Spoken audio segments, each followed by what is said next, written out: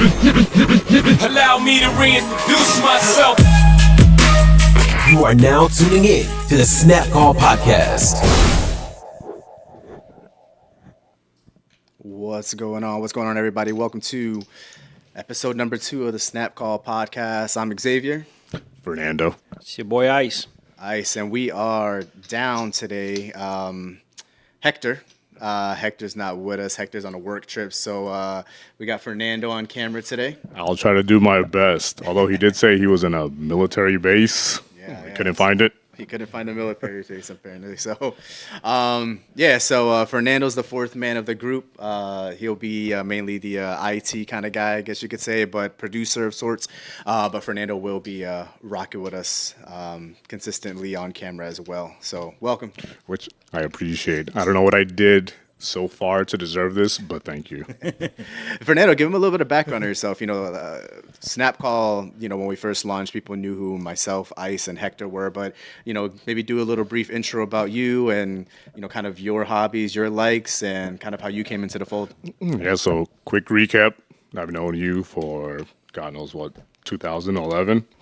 And I think when you all created Snap Call, I actually went to Spain, visited, and I had a Snap Call shirt, which I took a picture of. Fast forward, Father's Day last year or 2 years ago. I think it was last year. Last year, 2023. We both had gift cards. I've never had a tomahawk steak, but I was able to try. But I already had in my mind, I kind of wanted to talk about Snap Call because Xavier and we were talking about like the future or like what we kind of wanted to do outside of our regular careers. And then I asked him, I said, have you thought of Snap Call or relaunching it? And then next thing you know, this guy's taking notes, making ideas. Well, we were both going back and forth. So yeah, and now we're here. A little bit about myself. I used to play soccer 6 times a week. Now I play 5, so I tone it down for a little bit. I'll sprinkle the gym here and there.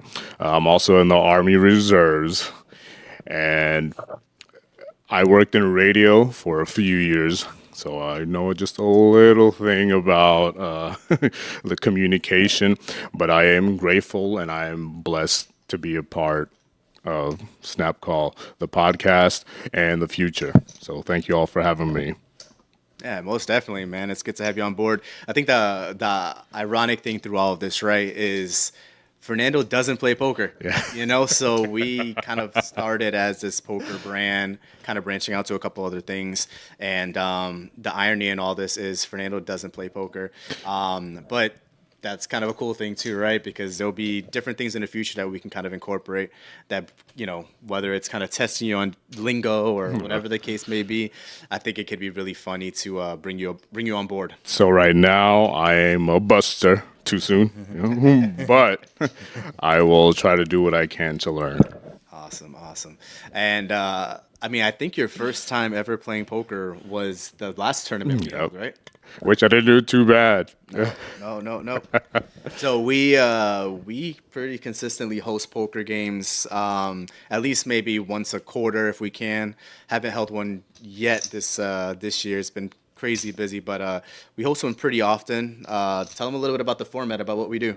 Yeah, we just do like a friendly game, invite all the friends, $20 buy-ins, pretty much. I want to do winner takes all, but we pay first, second, third, rebuys $10. Pretty good. I think levels, 10, 15-minute levels. It's good. Everybody bring some beer, drink. It's good. Yeah. We try to do like a turbo structure at the end of the day. So, we are cash players at the end of the day. So we want to make it somewhat, cash game like lengthy, but then we also got to speed it up because we're talking about 3 or 4 hours on a Friday night. But the pots get pretty big for a $20, $30 buy-in. I mean, we're talking $700, $800 pots sometimes. So, we get 30 people. Everybody rebuys 2 or 3 times because it's $20, $10 rebuy. So exactly. You spend that on a bottle of liquor or more. So Yeah, absolutely. So, we try to switch it up. Hopefully we'll host one soon. Hector, who's not with us today, has been working on what is like the outline of what we want to call like a snap call league of sorts. So more to come on that. That'll be, of course, more for the locals. But when we like to think big, that's something that we want to kind of incorporate with snap call in the future. So. But kind of jumping into it, kind of recapping the week, it's kind of hard not to start off with the most obvious thing. Super Bowl. Initial thoughts, liked the game, didn't like the game? I thought you were going to talk about the Puppy Bowl. Puppy Bowl, there you go. Yeah, so my thoughts on the game was, I thought first half was kind of boring. Overall, second half picked it up a little bit, but it was a good game. I expected more offense. Even though I predicted a low-scoring game, I just didn't predict, at least the first half, Patrick Mahomes going 3 and out a bunch of times. I didn't predict that. Some bad football, some fumbles in key situations. Christian McCaffrey, Pacheco, fumbling in the biggest stage, pretty much about to score. Not a good look. Travis Kelce, I actually like what he did to Andy Reid. People making a big deal about he pushed him. I don't think he pushed him. He just caught him off balance, but it was, what was it, the first quarter or beginning of the second quarter? And he wasn't even on the field. So he wasn't getting any targets or anything like that. And if you're going to show up a coach, you got to show it up at the biggest game. And I'm glad that he did it earlier, because if it was the fourth quarter and they were down by more, it would have been worse. So he pretty much said, my man, I'm the number one target. Get me in the game. Whether it's blocking, passing, I need to be in the game. So I like that. A lot of people didn't, but you're the man. You got to be on the field. So. Yeah, no, I'm with you. I mean, I think at the end of the day, Kelce had 1 catch for 1 yard in the first half, and then absolutely popped off. I think he finished like 80, 90-something yards for the game. So, sometimes, these athletes, they have some unconventional ways where they can get, pumped up. But at the end of the day, it works, right? And I mean, and everyone responded to that, whether it was Reed or Kelce, Mahomes. They definitely, turned it up in the second half. So like during the regular season, if it's week 4, that's fine. You can hold it in, and then in the locker room at halftime, you'll be like, hey, come on, give me the ball. Put me in more snaps. But you're talking about the last game of the season, the Super Bowl. Like, I'm glad he did it early. He didn't wait till the end of the third, beginning of the fourth quarter to be like, hey, let me get more, like, in the game involved. So, and he's your number one target. The other receivers were not getting open. You need them, even as a distraction. You need them on the field. Yeah, no, absolutely. I mean, initial thoughts, Fernando. I mean, we'll get into props. We'll get into our predictions, the handle, everything. But, what were your initial thoughts on the game itself? So it was slow to begin with, but I think they both had their game plan, and it seems San Francisco was going to do what San Francisco does, and that's give the ball to McCaffrey and run, and then he fumbled. So I remember when he fumbled, I messaged you all, and I said, game over. It's a done deal. Only because I'm a big proponent on, like, momentum. So momentum, momentum can either destroy you or give you the game. And I speak from experience playing soccer a lot, and sometimes we'll go against these tough teams, but we have all the momentum. It's all good. May you want to say anything? But I think overall, it was still a good game. It was a defensive game, but also I didn't realize there was going to be so many field goals. Yeah. Well, record-breaking field goals, too. You got Moody hit a 55-yarder, and then my fantasy kicker, he hit a 58, 57-yarder to break the record. Yeah, so, that was actually pretty cool to see.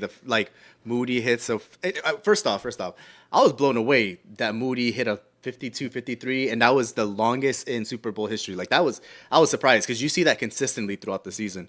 But I was really blown away that we saw that. And then Butker, if there's any kicker in the NFL that's going to break it from like a distance standpoint, it's going to be Butker, who's as consistent as they come for anyone not named Justin Tucker. Yeah. So, I think I agree with both of you. Lots of defense in the beginning of the game. It definitely picked up in the second half like we thought. I'm just blown away still thinking about the game, about how Kyle Shanahan, I guess I'm not confused or surprised by him going away from the game plan because he's done this multiple times before. But how do you get away from the one with McCaffrey? McCaffrey should have ran the ball 40 times if they needed to yesterday to guarantee a victory, and they did it. It's not even guaranteeing a victory. You have to kill clock. He's passing the ball. They go 3 and out. It makes no sense. He blew the lead against the Patriots when he was with the Falcons, and he repeated himself again yesterday. At the end of the day, it comes down to Patrick Mahomes. The one possession that I texted you guys about was when Mahomes threw that interception, and then they threw it twice with Purdy, and then he threw it away on the third down. Not one run. So you didn't kill clock, you didn't pick up a first down, and you punt it right back to Mahomes. I mean, that's terrible, terrible possession of football. Shanahan, you have the leading rusher in the league. Give him the ball. Even if he fumbled in the beginning, give him the ball. You mean Pete Carroll? Yeah, Too soon? Good old Pete Carroll, man. Good old Pete Carroll. All right, so real quick breakdown. We did have some predictions going into the game. The line closed at 1.5 points favoring the 49ers. Here's a recap of what everyone predicted. Is it too late to change that graphic? We've got one person that was on the men's here. That was Fernando. Overall, though, Who had the closest score? let's see. So the total for the game was 47. So who got the? So Fernando, you nailed the total score of the game. Yeah. You nailed the total score. You just got the winner wrong. Yeah. Ice was off a little bit. I was over a little bit. I mean, overall, game script wise, didn't go how we thought. I personally thought Mahomes, they were gonna go up early, forcing Purdy to play from behind. It was the opposite, which was interesting, but not surprising either, right? I mean, you can never count Mahomes out. I think they said in every Super Bowl he's won so far, he's been down 10 points every single time. Yeah. And I said it last week. You can stop Mahomes 1 quarter, 2 quarters, but you're not stopping him for the whole game. No. So No. Did you guys hear about the blunder that the 49ers had where they didn't understand the overtime rules? yeah, and they received the ball instead of kicking it off. Yes. Yeah. Sorry, were you familiar with the overtime rules? Yeah. So, normally you get a touchdown, game's over. In Super Bowl overtime rules, both teams, even if the first team scored a touchdown, gets You get the ball. possession. Yep. And they absolutely fumbled it. Like, there you defer, and you see what you have to do when you get the ball. And it was just embarrassing going on ESPN.com today, and they were like, We didn't know 49ers that. players, we didn't know the rules. Like, how do you not prep your players for that? You're in the Super Bowl. You're in the Super Bowl. I mean, But you know what? That is a difference between Andy Reid and Kyle Shanahan. Prepping their players for little things like that's that. the difference between getting yelled at and not getting yelled at. Listen, San Francisco, fire Shanahan, hire Bill Belichick. That's it. Hold on, say that one more time. 49ers, fire Shanahan, hire Bill Belichick. That's it. You got so much talent and you're wasting it. Absolutely. And the crazy thing is, there's a lot of coaches And I hate that can Belichick. take that same team to the playoffs. What Shanahan during the regular season, he didn't do anything special. With that much talent, anybody could have done it. It's coaching that should have got him over the hump in the actual game, and he messed up. He And I couldn't think do the NFC is weaker than the AFC, so I feel like he doesn't have too much competition in the NFC. You have the Eagles, Dallas, but they're shaky. Dallas. Oh, Yeah. it. Dallas, man. Dallas. That's what I'm saying. Like, it's not that. And then you got the Lions coming up now, but the Lions are still the Lions. Yes. Yeah. Talking about Prescott. I walk up in here with like Stephen A. Smith with a cowboy hat. So obviously big swings in the game yesterday. The books were hurting at the end of the day. I think I saw one book, 80% of money liner spreads was on the Kansas City Chiefs covering. So obviously people weren't going to count against Mahomes, so that obviously hurt the books pretty bad there. A total of $23.1 billion in total bets. That was a total handle, or that was the estimated handle. That's insane. Well, it's $1 million per suite, so a little $1 million on the bets, not that much. That's just crazy. What I heard too is my buddy Aaron told me today that every teaser hit. If you pick the over and the under, it hit for some reason. So Yeah. Because I think it closed at. It was like between 46 and a half and like 47 and a half. That's where it was fluctuating. So yeah, if you even had a 4-point teaser, either side would have covered. Either side would have covered. which is crazy. That means the books lost big time. Oh yeah. Oh yeah. But they never lose, if you know what I mean. So even though, the books got cooked on the money line and the Chiefs covering the spread, the props market did well for them because outside of McCaffrey, nobody scored that people thought were going to score. Yeah. Right? I mean, who scored? And that line was juiced too, the McCaffrey line. It was like minus 230 for one TD. Like, if you're paying the juice on that, you probably deserve to lose money. Like, that's crazy. But I think the best odds or the worst odds, we're talking McCaffrey, Pacheco, Kelsey, Debo, Ayuk, Debo played horrible. and Kittle. And the only person that scored out of all of them was McCaffrey. So if you had any props, you were in the shitter. That's it. You did absolutely terrible. So the books cleaned up there for sure. I was surprised they didn't try to use Debo more. I know he got injured last game, so I didn't know what was going on there, but they should have used him more. I'd get why George Kittle, they don't use him too much. They need him for blocking. So they got to protect Purdy, but And there's Steve no excuse not to Spagnuolo's use bringing Debo. that heat to Yeah. Purdy, like the defensive coordinator, he likes to rush. So it makes sense that he's got to sit back and Purdy's not a rookie, but it's his second year, so you want protection for him. You don't want him to get sacked or they strip, get a fumble, and then all of a sudden like the pressure's on him. He played great. Or he gets injured like I last was year. surprised how good he played.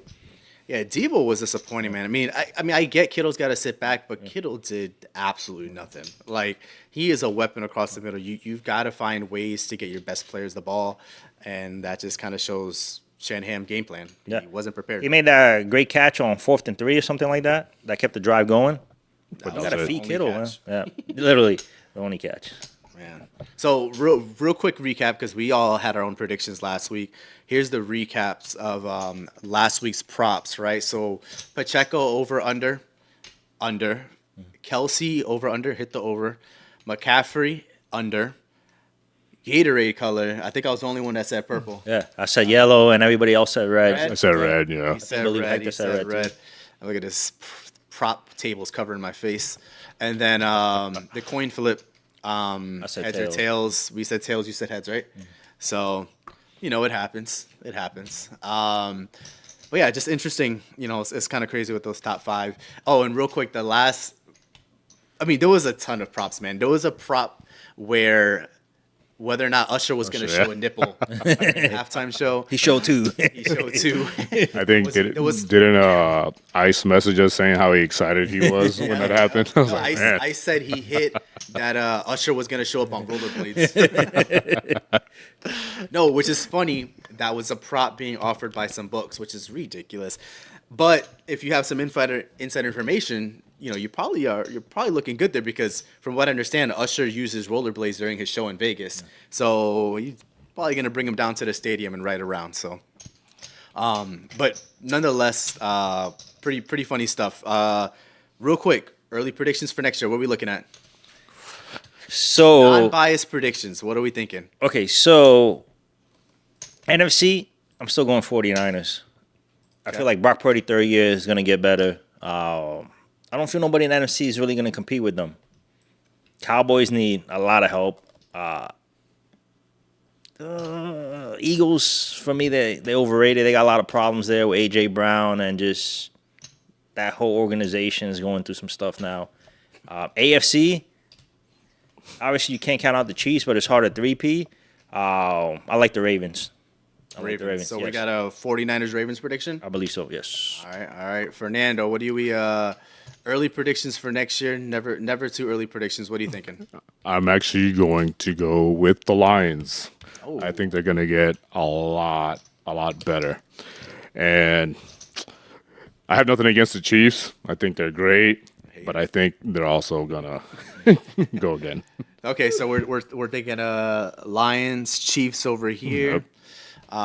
We are thinking 49ers, Ravens over here. I'm not going against Mahomes. I think this is the off season where they get him a receiver. Please get him a receiver. You know what's crazy is they get rid of Tyreek Hill and they win 2 rings without him.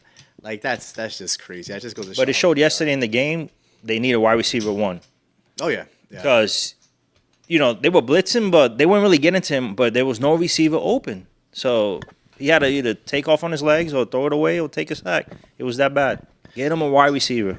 You know, I think Rashee Rice, he was good as he came on towards the end of the season. I think he's going to be better next year. I'm not sold on him being a wide receiver one just yet. But the free agent market for wide receivers is going to be there, and if they want to win 3 in a row, they're on the verge of history. I think they'll do it. I think they'll make it happen. So real quick, we'll switch up gears. Still talking about Super Bowl. Hold on. You have to make your prediction.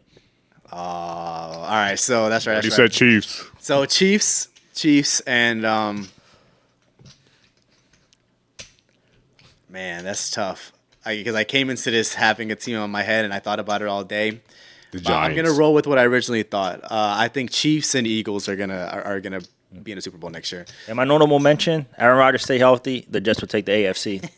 That's not biased, all right? AFC East potentially. We'll see. I don't know about the AFC East, but we'll AFC East. We'll AFC East. All right, so switching up gears, staying on the Super Bowl topic. Talking about the halftime show. Fernando, what were your initial thoughts? Usher, did he kill it? Did he not? I think he did a really good job. I know in the comments and social media, well, actually, it was like 50-50. But I'm one of the ones that I think he did a pretty good job. I mean, I used to listen to Usher back in the day, so a lot of the songs that he was playing, I was singing them as well. I think he did a good job. Nice. I think it was okay. Obviously, we all grew up listening to Usher, but I thought it was okay. Nothing Best special? part, Alicia Keys came out, probably was the best part, but Yeah, she was the best part, for sure. I don't, Oh, and when Jermaine Dupri came out, I thought that was CeeLo, so CeeLo Green. So Was that confirmed to be Jermaine Dupri? Yeah, that's Was Jermaine it? Dupri. Yeah, I don't know. He looked like a fucking leprechaun. I don't know who the hell that was. We were like, me and Josie were like, is that CeeLo? Yeah. And then we weren't sure. And then the other guy, we thought it was Wyclef Jean, and apparently that was Will.i.am. Yeah. So I don't know. We didn't know what was going on there. But in my opinion, I liked it. I know it's Super Bowl, so they try to cover as many of their hits as possible.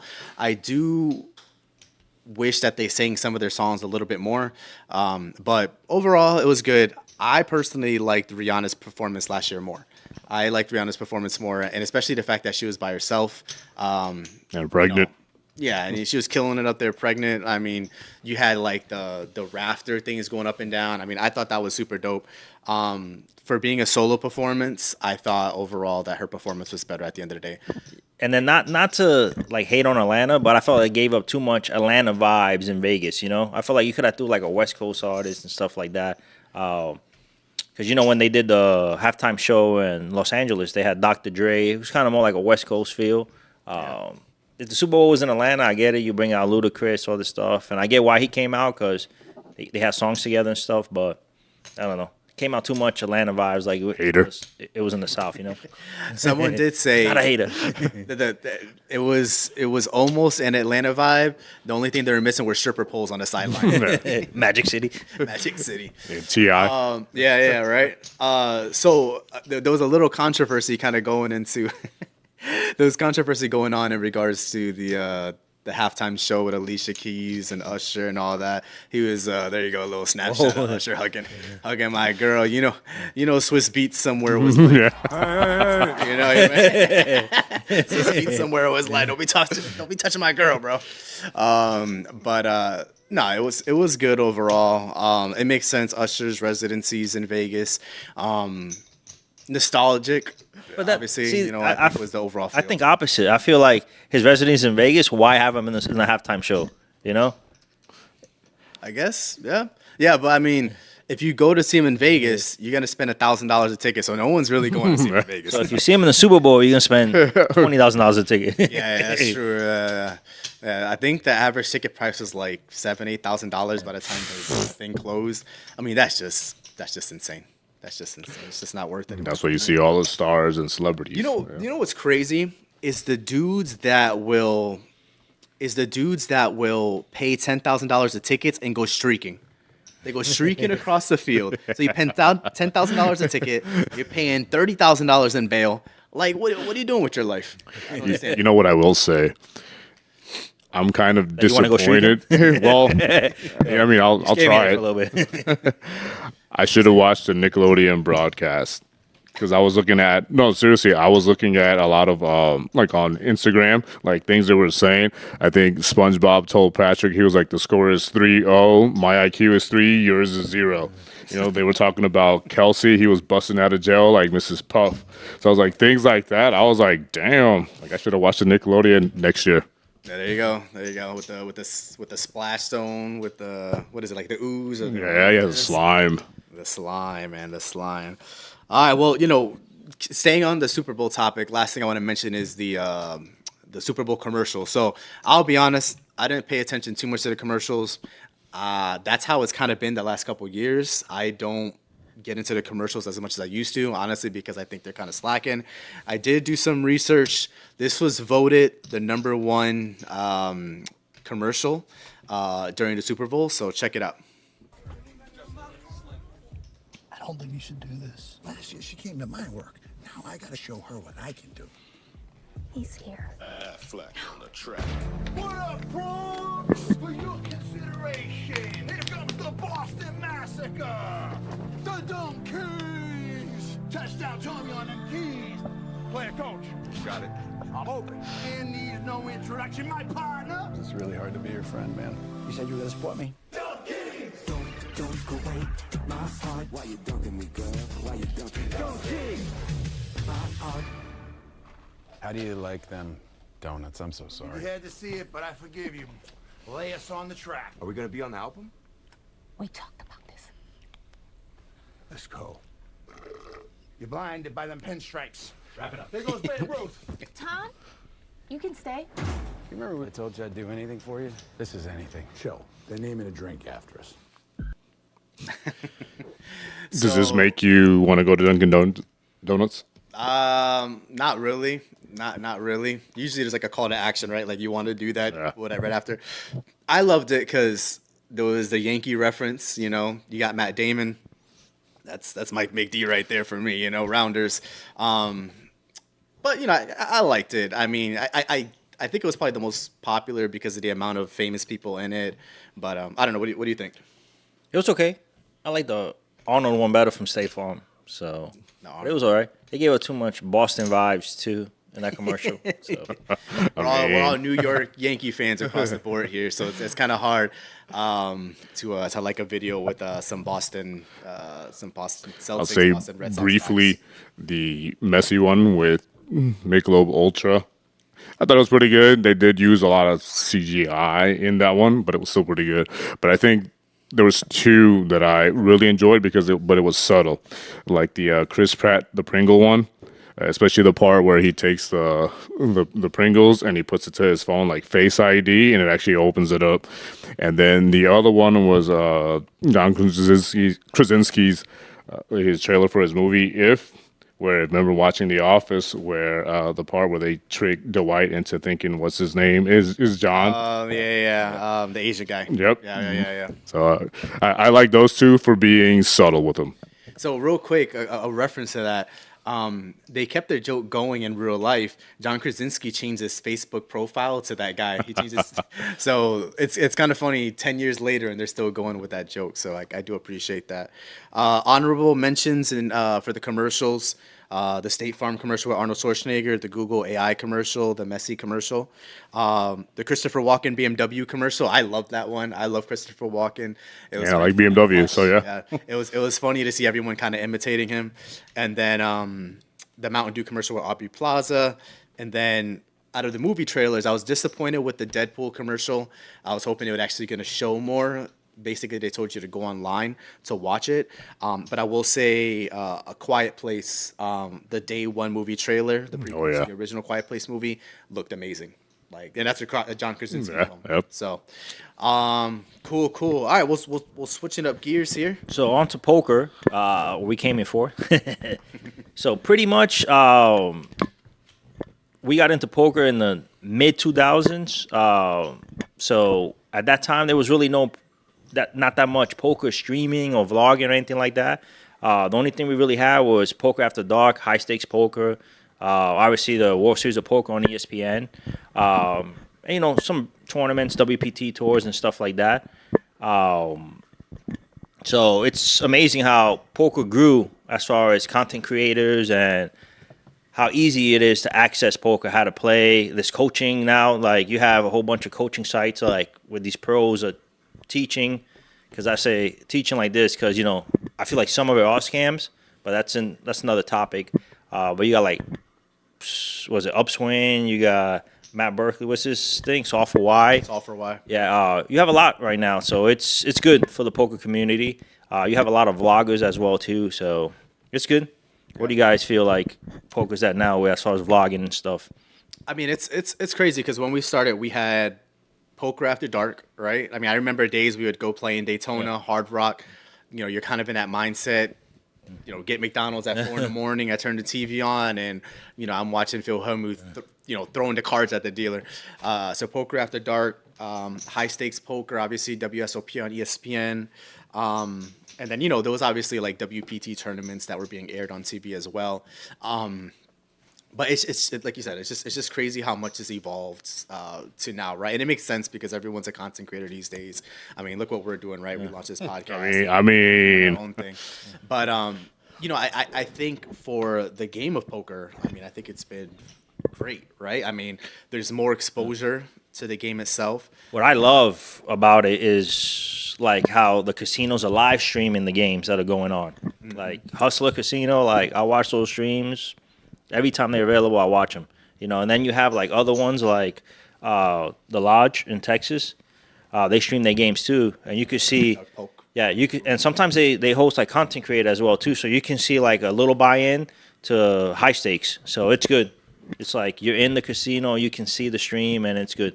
So what's crazy is maybe almost 10 years ago now we had Live at the Bike. Live at the Bike was like the main live stream game. Now we're talking the Lodge, like you mentioned, and then a lot of local rooms are streaming, not even just cash games, they're streaming tournaments as well. I mean, our buddy Charlie took down a tournament, 5-6 months ago, and that was streamed at the Daytona Dog card room. Big shout out to Charlie Campos. Good job, man. Team Charlie's Snapco all the way, man. Yeah, Charlie's been killing it. We'll get into Charlie some more as well, and we'll have Charlie on the stream. But Charlie's been a supporter of Snap Golf Poker since day one. Day one. Even to this day. Even when we took a little break, this man was still asking us what we're doing. So shout out to Charlie for sure. And then now, like, where we are from a content-based poker, world, you got Poker Go, right? So, like, it's just kind of crazy. Before it was like get on YouTube, stay up late on ESPN. Now you have an app and, the subscription-based service that is strictly poker content. And I mean, and that says a lot about how far poker has grown and how much it's grown. Yeah, and also, guys that play poker will lose $2,000-$3,000 like it's nothing, but they won't pay $9.99 for a subscription to Poker Go. Like, I don't get it. Yep. But I love Poker Go. I have a subscription, obviously, and it's good. You can go back and see high stakes poker. You can see everything. New episode comes out, I think, Wednesday. Oh, that's No Gamble, No Future. One of them comes out Wednesday, so I'm excited for that. So it's good for the game. So it brings more players. It brings a lot of people.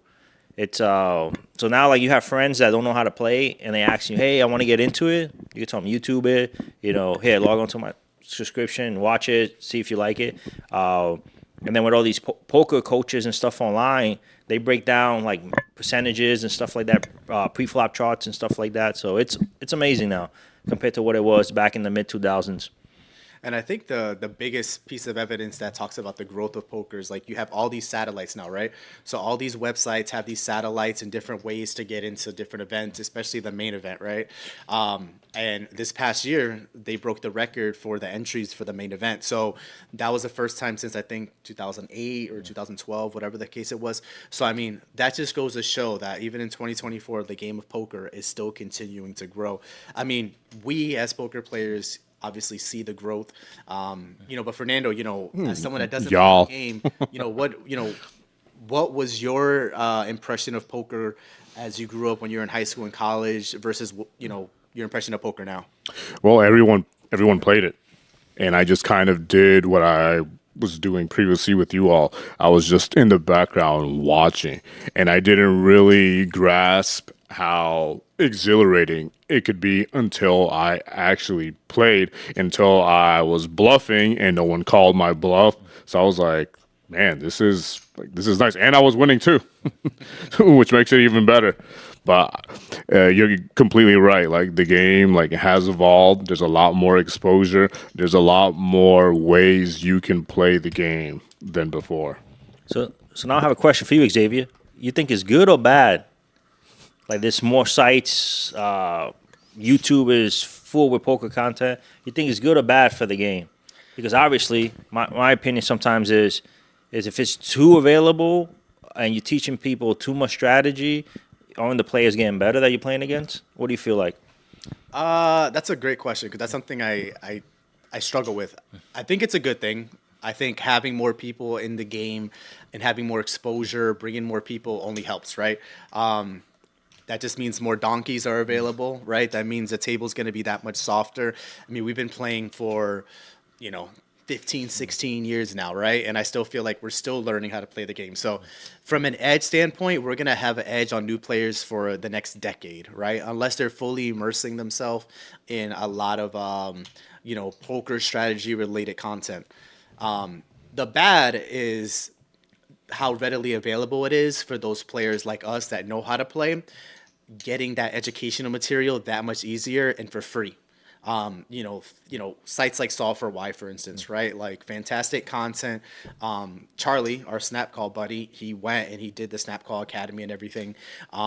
He ended up beating his coach. And he ended up beating Matt Daytona. in Daytona Yeah, he took it down first place. for it was like a 300K guarantee GAPT tournament. He took it down against really his, who he's like his protege of basically Matt Berkey. I'll play Matt Berkeley too, so Yeah. big props to Charlie, man. Yeah, and I mean that just kind of goes to show. I'm sure he was, utilizing a lot of things that he learned when he was at Solve for Why.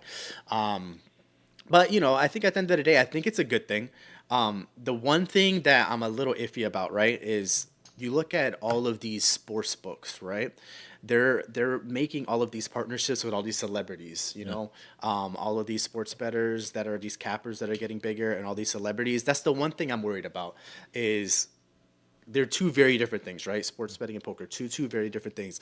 I'm just afraid that it's going to dim a little bit of a negative light onto poker if you start to get too many people involved. Poker is a very tight-knit community at the end of the day. I just don't want too much exposure, if that makes sense. Yeah, it does. Fernando, as someone that's still learning the game, right? I mean, what are your thoughts? Is it something after you play with us, right? Is it something that you enjoy doing and you want to continue learning, or is it more so, hey, at one time here and there, but For me, it's more of a one time here and there because historically, for me, I have pretty bad luck and I want to lose money.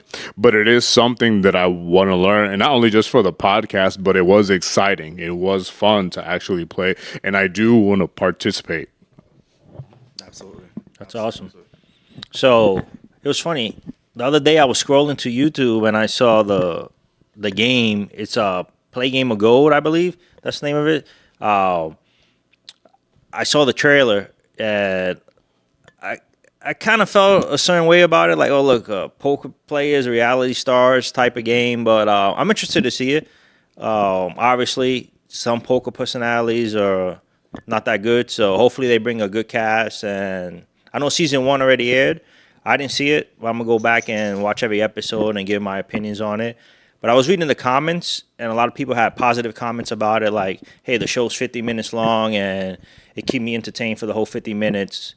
So it's good. So I'm going to watch it and give my opinion probably in a few weeks. So Yeah, I think I was thinking as we were kind of building out this week's podcast is like that'd probably be a good thing for each of us to kind of watch over the course of the next couple of weeks, and then we can kind of talk about, hey, because from my understanding, it's like a reality show meshed with a poker show, and it's kind of cool because the producer of the show, or whatever, or the director, he's heavily influenced by the Squid Game.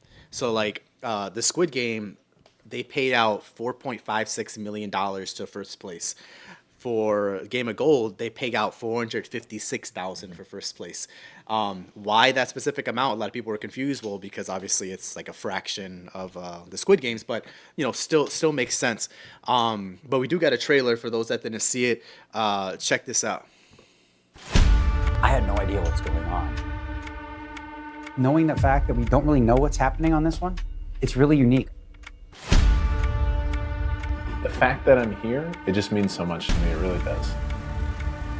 I just got goosebumps, man. Like, dude, you won Player of the Year, not around. U16 will be whittled down to just one with various poker challenges. That one champion will receive $456,000. I underestimated the show's capacity to bring out the emotions in other people. Can we win it all in? Just shut the up, actually. No. You've tricked me. You're being aggressive. Just go yourself. Am I friend with this guy? What the Je suis tapé. All-in. Born at night, but not last night. You bluff me? How dare you ask me that?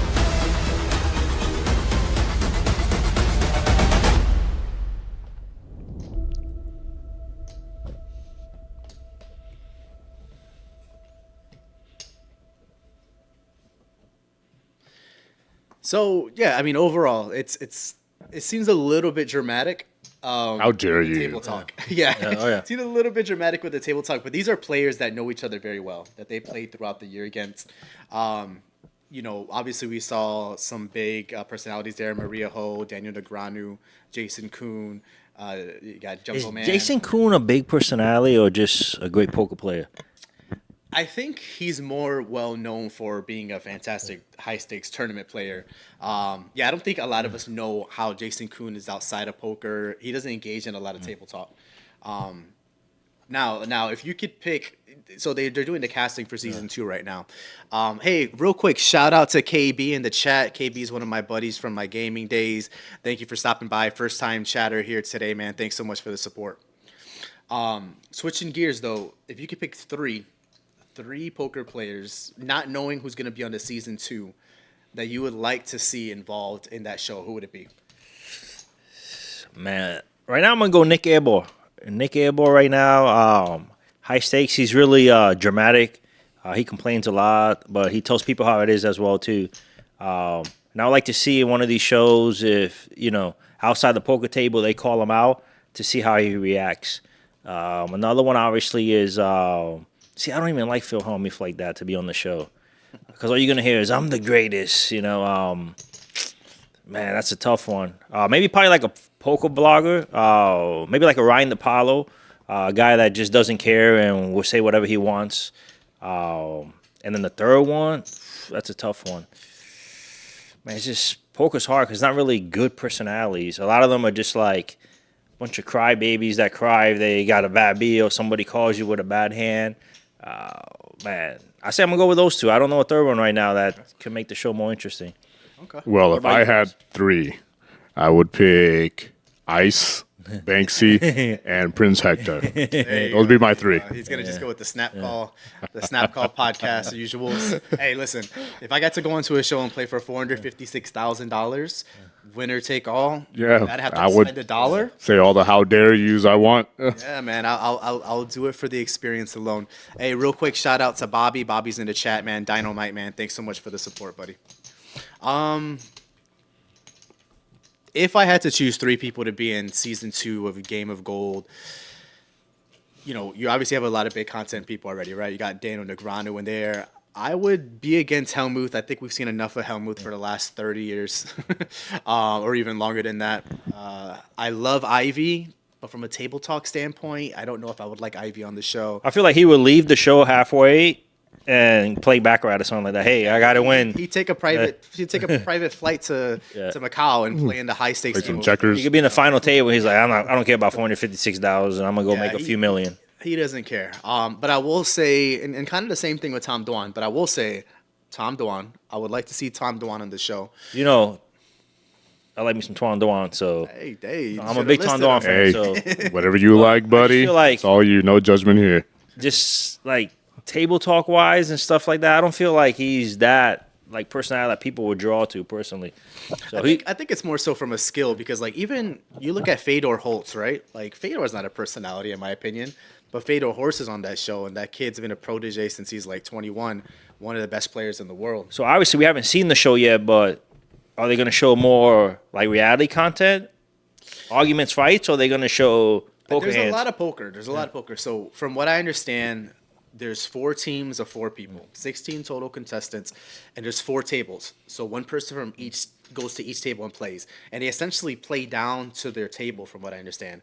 And then the structure slightly changes, and then it comes down, it comes down, it comes down, and then obviously at some point the teams disappear.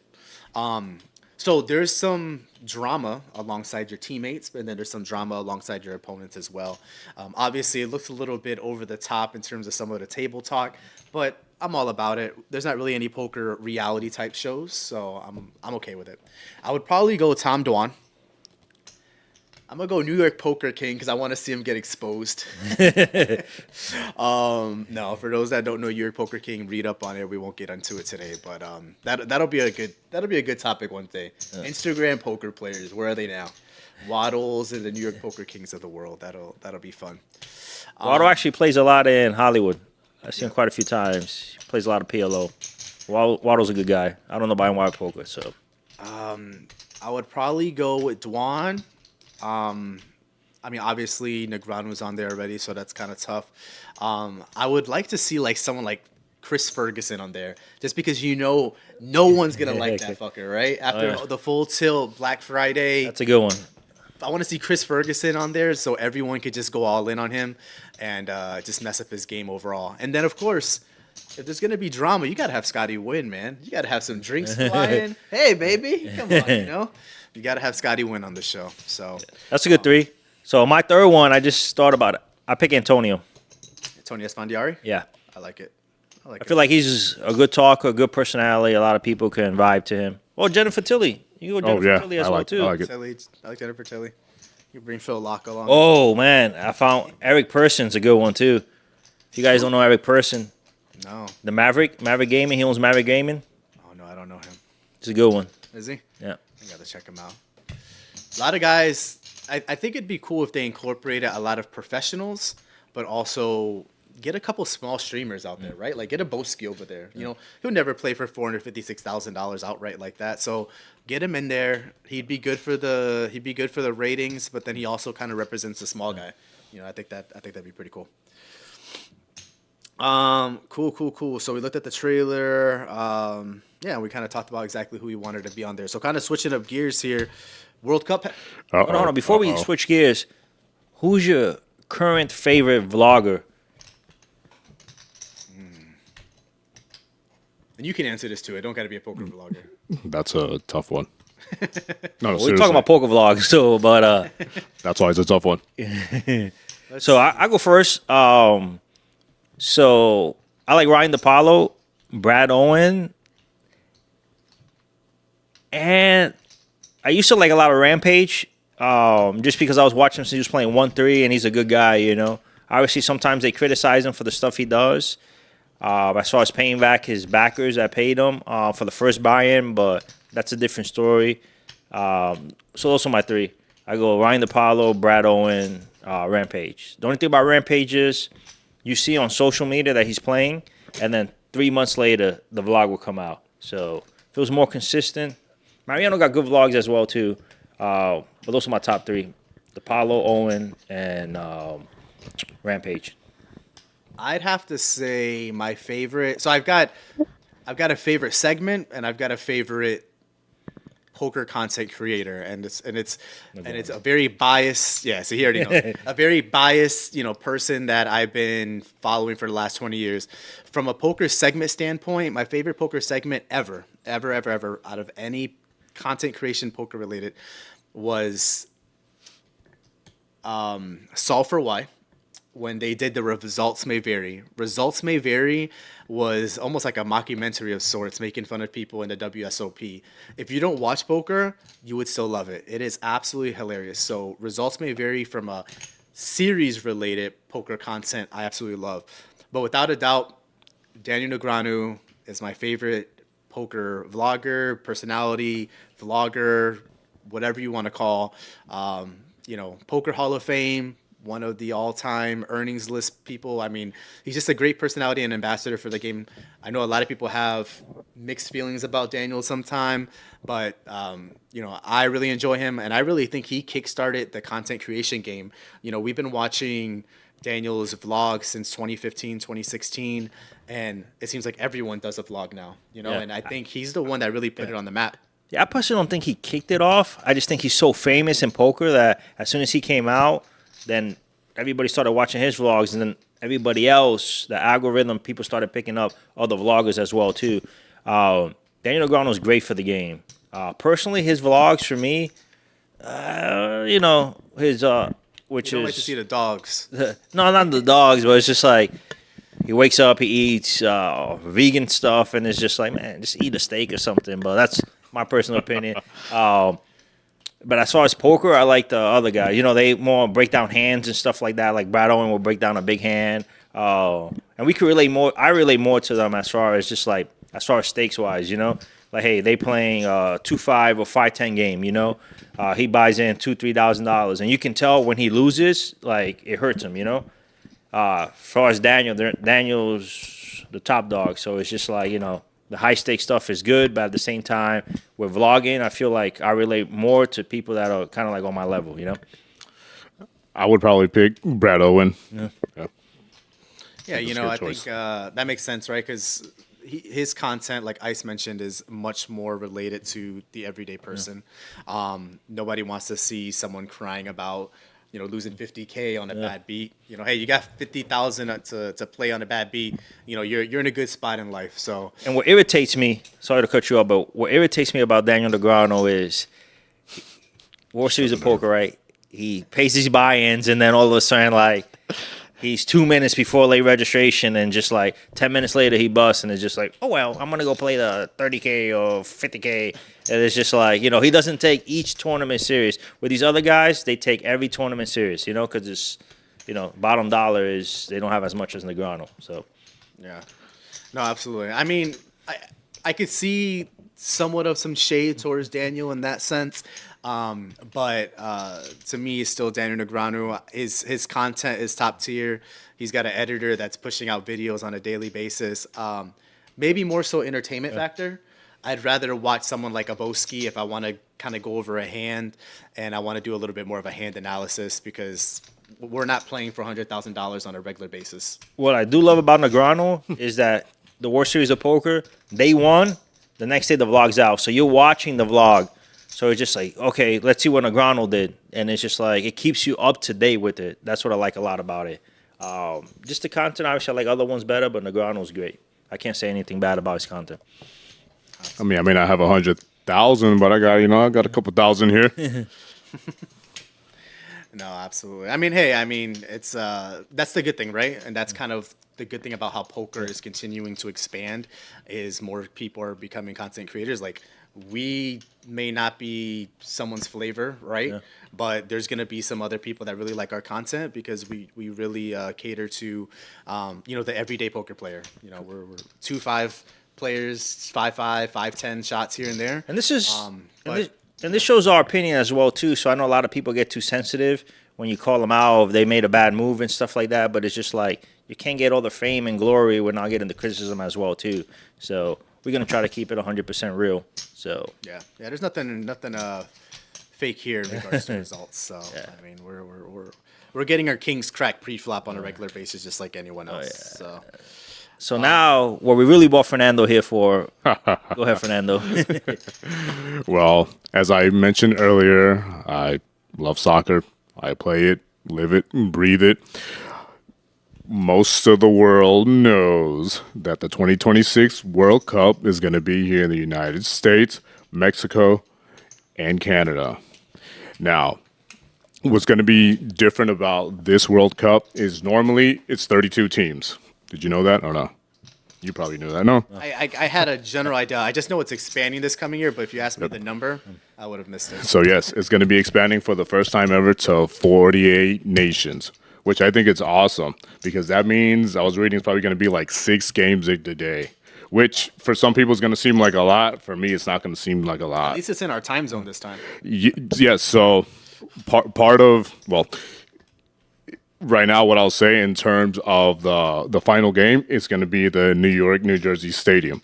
Now, the reason why they're not calling it MetLife Stadium, Mercedes-Benz Stadium, is because FIFA doesn't allow any sponsors that are not contracted with FIFA. So that's why the majority of these stadiums are just being called their city. Atlanta Stadium, Boston Stadium, Los Angeles Stadium. So there was some controversy between SoFi and MetLife. The controversy was SoFi Stadium was slated to have the final. However, yeah, as you can see there, however, the owner, Stan Kroenke, didn't want to pay what he had to pay, which was he would have to pay to expand the field, because the NFL, their fields are not as wide as soccer fields are. But he would have had to taken that out of his pocket to expand that field, which means you have to take a lot of the seats out, and that was going to cost them a lot of money. And also with FIFA, they're kind of bully in the sense where they dictate where money goes and how money is distributed, and he didn't want that, of course. Sounds like the NFL. Yeah. But at the same time, this is the World Cup final. Billions of people are going to be watching this game, so I get it from the perspective that he was going to have to fork over the money, but at the same time, this is like those once in a lifetime kind of things, and you have to accommodate no matter what. However, we did get schedule of the United States, the U.S. men's national team. Their first game is going to be played at SoFi Stadium. Their next game is going to be in Seattle, Seattle Stadium, and then they're going to finish the group stage back in Los Angeles. Now, like I was saying, there's going to be 48 teams, 6 games a day. What's going to make it a little different is, so normally when it was 32, once the group stage finishes, you would go to a round of 16. This time, however, it's going to be a round of 32, and then you're going to go to the round of 16.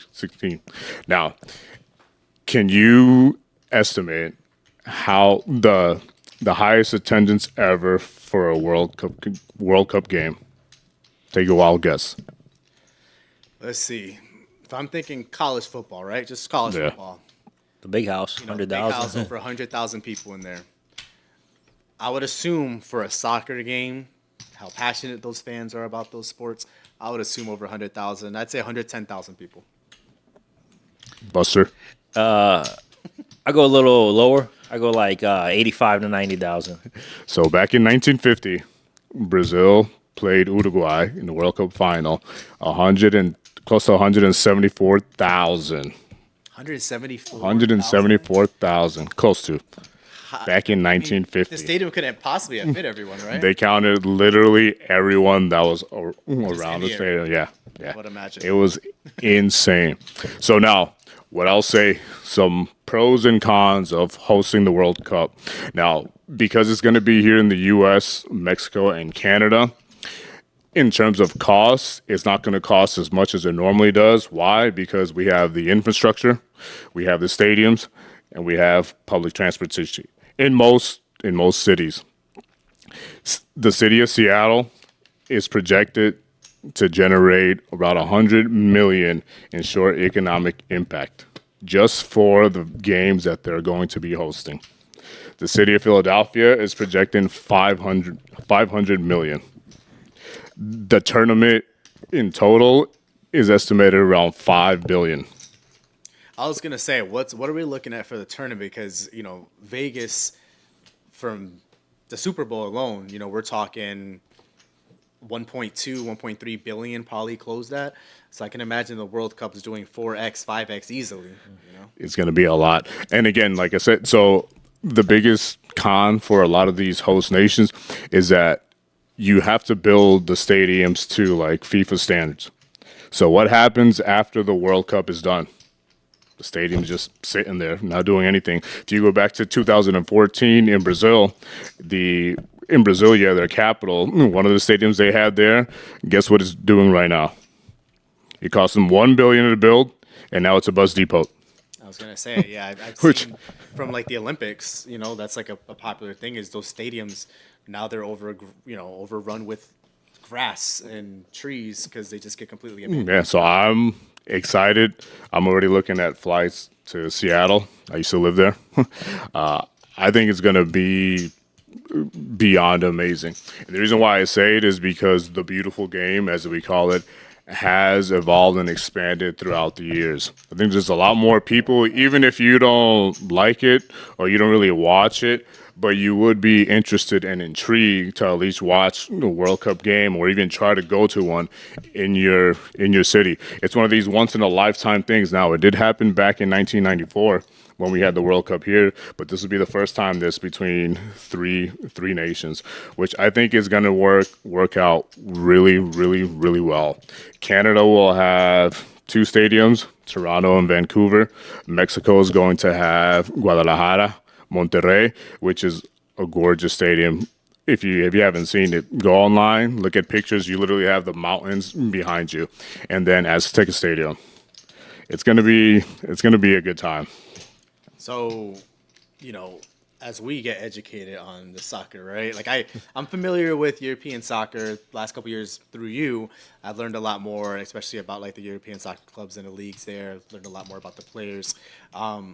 You know, but we know who the powerhouses are, right? Know who the powerhouses are from. Shout out to Hector. Hector was in the chat. Hey, I just saw that you right found now. this. You found the base. So I know there's the YouTube chat going on right now. We have a couple people in the YouTube chat. We've got the Twitch chat in front of us as well. As we continue to grow, we'll have multiple chats and we'll be able to catch everyone in the chat. So Hector coming through. He is adding a point, drawing dead. Jamin Burton, top tier poker content. So that's a little point that he was adding from before. So thank you for the contribution, Hector. We are excited to get you back next week. Yeah, you're just 5 minutes late. But you know, from a powerhouse standpoint, right? You know, we have our Argentinas, right? We have France. Brazil. I would assume France and Brazil are probably Yep. 1 and 2, probably in rankings or expected to win, assuming Messi maybe doesn't play or not. So right now it's Argentina's number 1, Brazil's number 2. I think France is number 3. Besides the United States, which we're number 12 right now, which is actually respectable. I like the Spanish national team. They're number 8 right now. He's biased. Yeah. No, but for the U.S., I don't want to get too much into the actual like team, but I think for like the first time in a long time, we have such a great pool of young talent. We just don't know how to use them. And that's the issue. Is like if we get a great coach that knows how to use them, because we have speed and some power, man. So I know, you know, and this could be a topic for a whole nother day, but I know there was a lot of controversy in regards to the head coach. I know he had some specific problems with some specific players in terms of playing time. For some reason, it doesn't seem like the U.S. can lock down a good head coach. No. I think that's always been an issue. I know you all don't know, probably the majority of the poker community won't know, but there's a coach called Jose Mourinho. I mean, you know him because he just got sacked from Roma. There were talks of him coming and becoming the U.S. national team head coach, which I would welcome. However, I think people would expect him to come in and start winning like automatically. Something like soccer, it takes time to build, because at the national level, you have to take a look at, okay, what players you have right now, what players you have that are up and coming, what players that no one knows about. And you really have to make decisions on who's going to fit best for whatever like scheme or plan or whatever you want to do. So it wouldn't have been something automatic or super fast. And I think in all sports, you have teams that need a good head coach, and they expect the head coach to win the championship right then and there. And unfortunately, it doesn't happen. But going back to the U.S. holding the World Cup, it's going to be huge. It's going to be huge, and there's a lot of time and planning that goes into bidding for World Cup. You pretty much have to do 2 things. You have to tell FIFA why is it a good financial decision and also how you're going to elevate the game on a global presence. No, it makes sense. I mean, it's very, when these cities bid for these events, I mean, they have to sell them on multiple things. The economic impact that it's going to have on the area. The public transportation, lodging, all that stuff. Like you've got this the economic development, but you also have the sports commissions that help sell those events. That's why Orlando hosts WrestleMania and Royal Rumbles so often, in Tampa. They have large airports near them. Public transportation isn't that great, don't get me wrong, but they have large. Not here in Orlando. But we have a plethora of hotel rooms that we can host 100, 200,000 people coming into town for these events. Where it's going to stadium, have Camping hundreds World. of millions of dollars. Yeah, and then the venue itself, right? Camping World Stadium, Amway, and it's not just the main event we want to host, right? It's a weekend of events. Think about it when WrestleMania came. They had the Fan Fest at the convention center. They had meet and greets throughout the cities, everywhere. Then we had NXT at Amway. We had WrestleMania in Camping World. And then we had Raw in Amway on Monday. It's an entire. Yeah, it's a big thing. Yeah. So yeah, the city itself needs to be able to sell the event, and to these companies or to these organizations, and as to why it makes sense to host it. Yeah, a few months ago we had a bowl game, and 3 days later we had another bowl game, as well as concerts and We had MegaCon. Magic playing at the Amway as well too. So And I'll also say this with like the New York, New Jersey venue. Two reasons why they also pounced on it and wanted to choose that is because one, New York City is the financial capital of the world. And two, it's on the East Coast, and it makes sense for a lot of countries in like Europe and even Asia to have the games on East Coast time than West Coast time. Absolutely. Well, lots to come. World Cup is 2 years away, so still qualifying taking place. Yeah. It'll be interesting to see how we develop this core group of players that the U.S. has. Like, we're at home. Like, we need to defend this house. So hopefully we do well. I'll say, for the most part, go USA. Yeah. It goes without saying. Raised on USA, I'm okay watching another team win. It would be cool for them to win. Don't get me wrong. I don't want to sound non-patriotic, but there's so much talent in the world. It's insane. And as I continue to watch club soccer and seeing those players play, that's And the owner, Stan Kroenke, the owner of SoFi Stadium, he owns the Rams, the Colorado Rapids in the MLS, and also Arsenal. Look at that. So. and he's cheap. He don't want to fix the field. Yeah. Well, it did cost him $5.5 billion to build that stadium. But again, I think I was reading one article where one person put it, how do you not prepare to spend money for a World Cup, let alone World Cup final? Yeah. Easier said than done. Absolutely. Well, so we'll switch it up gears here. Our last topic is really going to cover the aftermath of what took place at SmackDown last week or the week before week before last week, and that was when The Rock came back. Right? He embraced Cody, and it was The Rock versus Roman Reigns closing out the show, and we said we weren't necessarily happy about that. WWE Nation and the fans across the world weren't happy about that. People want Cody to finish the story. And there's been drama. There's been drama on social media for the last week and a half about this. And, you got The Rock, right, with his big old ego, and he's been talking about how, this is the biggest fight, right? But it makes no sense from a timing perspective, right? And it got so bad that The Rock's daughter, Ava Raine, she was getting death threats on Twitter that she had to deactivate her Twitter account. Jesus. Obviously, it should never get that serious, right? Like, that's pretty freaking embarrassing. But it just goes to show how passionate the fans are. So the WWE did a pivot. They took advantage of the Super Bowl being in Vegas early last week. They held a press conference, I think at T-Mobile Arena, that was completely free. They switched up gears. They turned The Rock heel, and now it's almost like The Rock's joining the bloodline, and they're kind of hinting at a Cody Rhodes and Seth Rollins versus The Rock and Roman Reigns. Check this out.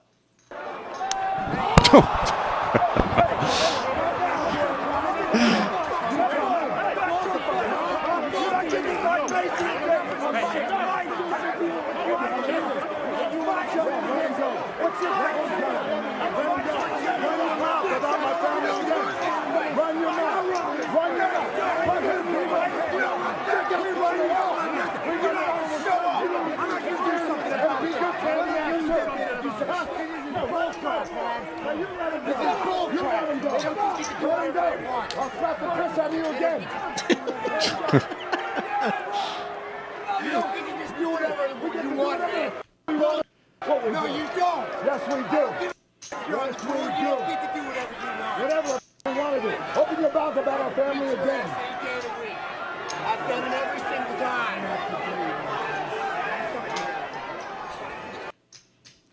So it's an interesting angle, right? I mean, they went from kind of the typical in-ring confrontations, and it's almost like they took a page out of a Vegas press conference, right? They said, "Yeah, we're in Vegas. Let's almost have like a UFC style press conference, a boxing Like a press McGregor. conference." It's interesting, but I like where they're going with it because The Rock being a bad guy, in my opinion, is a lot more interesting than The Rock being a good guy. I've made my thoughts about Dwayne Johnson and how I don't care for him, but I do like The Rock, and I think The Rock as a heel is interesting. I don't know. What do you think, guys?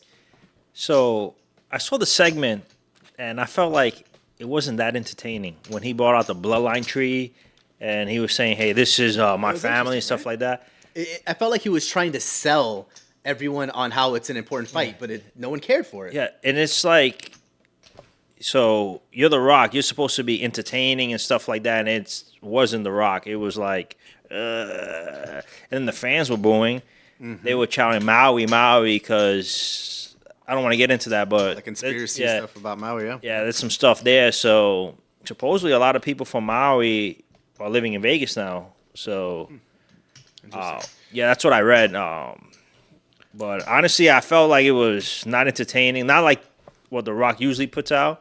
And then the most entertaining part was when he smacked him, and then the aftermath. But honestly, I feel like it's hurting The Rock's ego to see like the fans are not like supporting him like they used to. So now it's like Cody Rhodes is the fan favorite now compared to The Rock, and I think his ego can't take it. But at the same time, WWE messed up last week, so they're trying to fix it. I kind of wish when he was showing the bloodline, John Cena would have came out and hit a few bars on him, like nobody cares about his bloodline or whatever. But that's that ain't happen. That's interesting. No, I mean, I think you nailed it. The one thing, and I got a lot of crap on this online because I posted on like WWE's Twitter picture, and I said The Rock looked visibly uncomfortable when he came out and people were booing him, and people are like, "Oh, it's The Rock. He's used to this. He used to get booed all the time." Yes, 20 years ago when he was Rocky Maivia, like he's not that same guy anymore, and I think when he went on the board at TKO and he joined this, I think he said, "This is the fight people want to see." And I think he was so taken back by the boos, the Maui chants, and all that. I mean, he came out and said, "This is the fight. This is the biggest fight possible." And he showed the family tree like he's showing a freaking PowerPoint presentation. Like he is trying to sell the fans on the fight. And then I think they pivoted, right? They said, "You know what? If the fans aren't buying it, we're going to turn you heel and we're going to embrace that." And he obviously embraced it. We didn't show the part where him and Triple H started arguing in the parking lot or on the way to the parking lot, but he got in Triple H's face and he was like, "You need to fix that shit." So it's interesting. I mean, it's not normal to see him uncomfortable, but it's a very, very different product than it was when he was at the top of his game. I just feel like when the people commented, I saw it's just like, oh, he's used to that. He's used to that when he's the heel. Mm-hmm. He came out as far as just like, everybody's going to cheer for me. I'm going to make this 100 times better. And when he got the reaction he got, he felt like, uh-oh, what's going on here? And then obviously his ego's, I like The Rock, but obviously his ego is, he has a big ego. So he's going to be like, end of the day, he's going to get mad and try to do whatever he can so everybody can like him. But one of the biggest reasons why I don't like Dwayne Johnson is because everything has to be about him. Everything. And I get it. you are the draw, right? But there's Tequila. rumors about how there's clauses in his contracts about how we can't lose fights in movies. You know how ridiculous that sounds, but it's supposedly true. I don't know if it's been Because it confirmed, but it's devalues his supposedly character, true. like the It strength of his devalues character. It devalues his brand, who he is. That's been going on for a long time because Hulk Hogan was the same way. He didn't want to lose. And that's what Shawn Michaels at Well, that. That was in the script for wrestling, right? Like they had power over creative, right? And what their character can say, can't say, who they can and can't lose to. But to have that in movie contracts, like, come on, man. Like, give me a freaking break. See, and then he wanted his character to be at like the middle of the DC universe too, Black Adam. And then they were just like, nah, you ain't gonna be in the middle of the universe. He didn't like that, and now look. No, Henry Cable's gone. I love The Rock. I like Dwayne Johnson. I just think, as you guys think, the timing was bad timing. Right now, Cody Rhodes is the man. He's a man people want to see be champion. And it just like sucks for him to go back to back Royal Rumbles.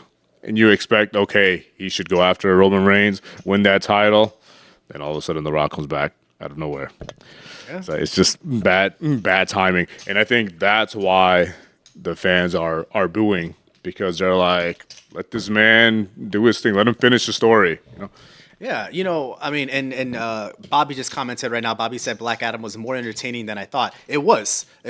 I refused to see it. I saw it like a month ago. I won't lie, and I refuse to see it because it is Dwayne Johnson. Dwayne Johnson plays the same. Sounds like a hater. Hater. He plays the same character in every movie.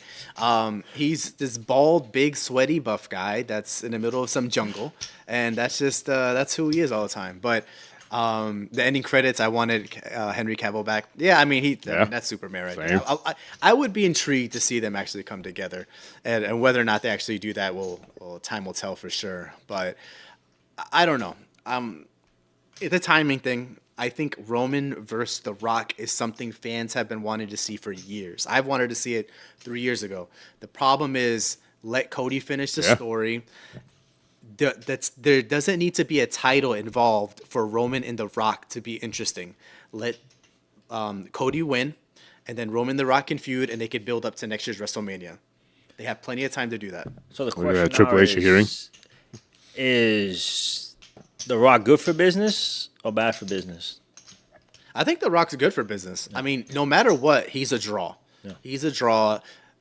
WWE is more profitable than ever before. Yeah. They're more profitable than ever before. So if you can bring The Rock into the fold, I mean, that's a moneymaker. You're going to bring old fans and new fans. So he's a moneymaker. Yeah. Now, whether or not does it make sense from a storyline standpoint, that's a whole different question. Yeah, I feel the same way. He's great for business. Obviously, his return isn't good for his ego, but it's good for business. And you're going to have more people tuning in. It's all about timing. It's all about timing. Like I said, I love The Rock, but you just kind of feel that like this wasn't the move. No matter what clauses you have, no matter like what you're doing, like this wasn't the move. And him as a pioneer for wrestling, for WWE, he should know better. Yeah, I mean, The Rock's is a very metrics-driven person. Like if you watch a lot of his Instagram posts, everything is what the fuck is his tequila name? Tiramano? Oh, yeah. Whatever. Tequila. Yeah. Like they're always. I took 5 shots and I benched 450. They're always like, we just broke records and we broke records in 20 different. Like everything is metrics driven. Black Adam broke the box office record in the first 3. Like everything's metrics driven. He was talking about the impressions and the attention that they got on his return to SmackDown, talking about how many YouTube views they got. So he's a very metrics driven person. So I think when he came on board, he was probably like, hey, like you're gonna see these numbers when I show up. Well, the numbers are there, but that doesn't mean the fans are happy. And I think the fans at the end of the day speak louder than anything. And it's nice to see that the WWE at the end of the day is pivoting and doing the right thing. It remains to be seen what the end game is. WWE Raw is going on right now, so I'm sure we'll talk about it next week and see where it goes. So. So yeah, so that's the WE topics for today. I mean, anything else? I mean, what do we got in the coming week? There's no more football. That's sad. Boo. That's sad. I've got the Yankee gear on. That's because right. We're gearing up for spring training now. Spring training. Players are reporting. It's exciting stuff. Basketball's coming down to. You got the All-Star game coming up. Is it next week? This week? Yep. So it's usually the week after or the weekend after. shout out to the Knicks. Jalen Brunson's been balling 50 points yesterday. Damn, 50 points. Jeez. For you soccer fans, Champions League is back this week. Champions League. So Champions League is back. We got some NBA going on. Obviously, no NFL, which is sad. That's a sad thing. But it's going to be a crazy offseason. There's going to be a lot to talk about. The NFL draft, what the Bears are going to do with the number 1 pick. A lot of stuff in free agency. Are they going to trade Justin Fields? Are they going to trade the pick to Washington? And Caleb Williams is going to end up with the Commanders. That's going to be interesting. I think the Bears should not draft Caleb Williams. I think they should take Marvin Harrison Jr., even if with the first pick. And they can pick up a quarterback, I feel, in the second round. I don't feel like Caleb Williams is going to make that big of a difference just because the Bears can't develop quarterbacks. So it could be the system. So for Justin Fields' sake, I hope they trade him. I like Justin Fields. I hope he ends up in somewhere like Atlanta or something with a couple weapons and go somewhere that's going to utilize his talents a little bit more. So. I just want to see Justin Herbert shine. Don't get injured. I need the Jets to grab offensive lineman and another receiver. So. We'll definitely have a really good stream up for the draft. Everyone's predictions and hopes for what happens. Real quick, Fernando, Champions League predictions. Who's going to win the Champions League this year? We're a couple 3 months out from a winner. So honestly, I know Manchester City has had some patches lately, but I see them potentially. That's a surprising repeating. pick. Yeah. Oh no, it's Manchester City. No. Manchester City will just fine. Manchester. I see them. Although I will say, so he's doing his Arsenal right now. The last few games they've been playing really well, and they beat a strong Liverpool team. If they can play like this, who knows? My team is Atletico Madrid, and they're a wild card. I'm not gonna even. You don't know what Atletico Madrid team's gonna show up, man. One day they're beating Real Madrid, and then next week they're losing they lose. Yep. Okay. So if I'm gonna throw out a pick right now, I'm gonna have to go with Real Madrid because that's essentially been my squad now for the past couple of years. I'm gonna stick with them. That's a safe bet. Ice, you got a soccer pick? I do not. No, I don't know nothing about soccer. So. All right, guys, we're going to wrap it up. We're live every Monday, 9 p.m. So people that are tuning in, appreciate it. Much support. Thank you. Thanks, guys. everyone. Thanks to you all for letting me behind the camera here and there. But a big shout out to everyone that contributed. I know what we want is interaction, and we're going to grow as you grow. So interact with us. Don't be afraid. Yes, sir. YouTube, Twitch, and Cake. We'll see you guys next week. Hector will be back next week as well. So and send your bad B stories in the chat, please. We want to discuss them. Yes, sir. All right, guys. See y'all next week.